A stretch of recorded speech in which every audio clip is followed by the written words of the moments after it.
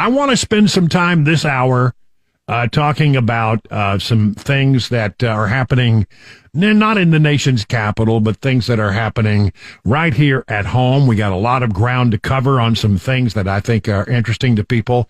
You know, we like to keep an eye on Washington. There's so much going on there, but we don't want to not cover the things that are happening in our own backyard here in the Nashville area, Middle Tennessee. Again, we got things going on. Let's talk about city government in Nashville. This story from Fox 17 hacks me off. And again, it shows me that, you know, the government of Davidson County, Nashville, is just not getting it done. It has to do with homeless pods, little mini homes. They've been purchased apparently, but not distributed. What is the holdup here? What's the hang-up? We got a problem in Nashville with homeless people, and we have a solution here. These little homeless pods, give them a place to be so that they not have all the trashy, you know, tents and these pop-up tent cities that occur all over town with homeless people. We got these nice little pods, little mini homes. Mayor's office has indicated the pods sheltering homeless people are coming, but nearly 5 months after they were approved, they are still not in place. The mayor's spokesman says, "Oh, don't worry, we're close to doing it.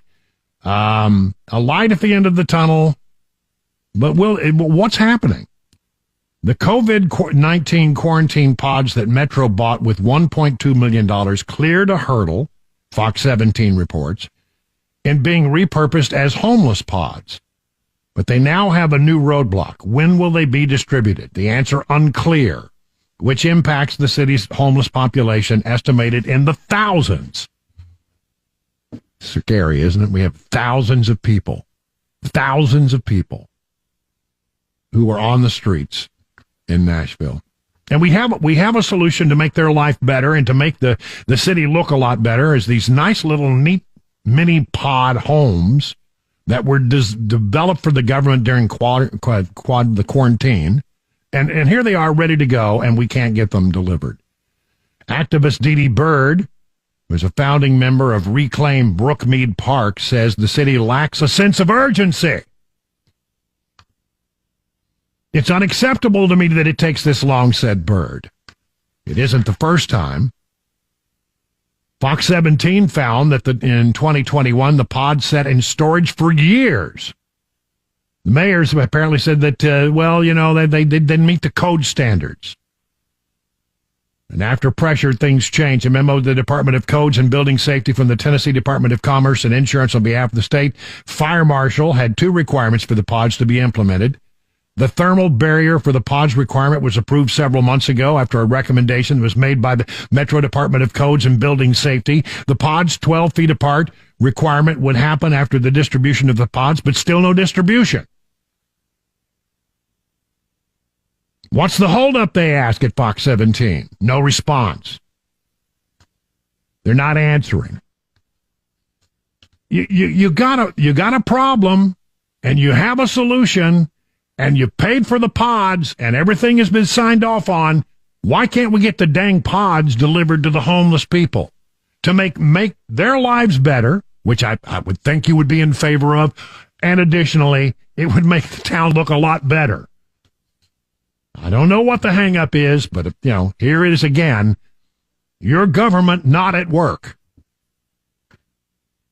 The mayor is focused a lot on transit. They got his transit thing pushed through. I have some real concerns about transit and his transit plan, because I think that what it basically is we're going to set up, a bunch of these transit hubs around the area. It's going to be largely driven by buses. And my great concern is, what are they going to do and how are they going to pull it off, and what impact will it have on people who decide not to take public transportation, who have to come into work in their cars? Because I think you're going to have dedicated bus lanes. Where are those bus lanes coming from? You're going to build new pavement? No, that's too expensive.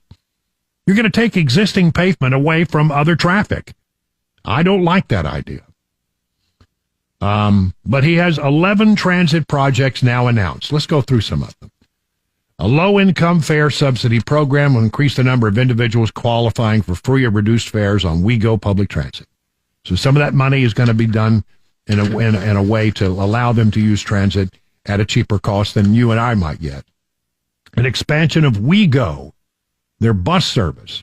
They've purchased 12 new buses to support increased service levels. Let's pray that they're not electric buses.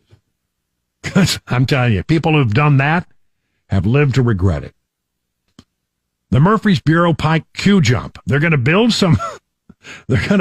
an access transit lane, a business access transit lane in the outbound direction between Shoemate and Edge-O Lake, with a Q jump signal at Edge-O Lake, saving 2 to 4 minutes of travel time by allowing buses to bypass 1,400 feet of queued-up traffic, producing 10,000 hours of time savings for riders. We'll see. The rest of you have to just suffer. West End curbside bus lane pilot improves travel time for buses between 25th, 31st Avenue. Fiber installation. What does that have to do with anything? A critical technology component for signal upgrades and transportation system technologies. Well, we do need upgrades there. The South Broadway Transit Center initiates planning for a new transit center south of Broadway in downtown Nashville, enabling decentralization of the transit network to allow for more convenient crosstown routes. So the first transit center goes up. Street improvement projects, 39 miles of street infrastructure projects. That's probably sidewalks more than anything. New bus operations and a maintenance facility. That's going to happen. Main Street, Gallatin, all access corridor phase, all kinds of stuff. So that's underway. 11 big projects, but watch them closely.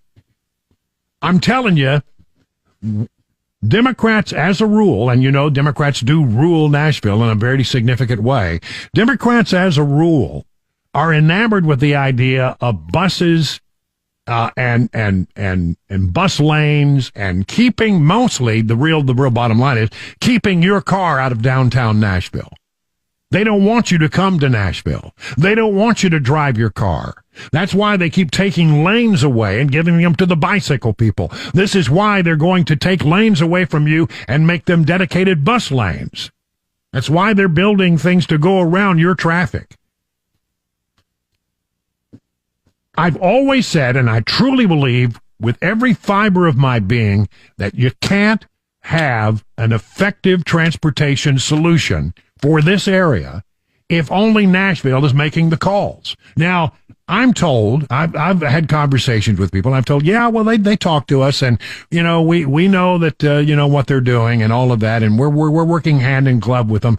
I don't know. I just think they have different priorities, and the main priority is they hate cars. They hate the fact that you want to drive your car to Nashville.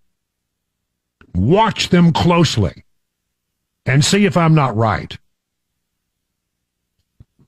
Another story on this from the Tennessean.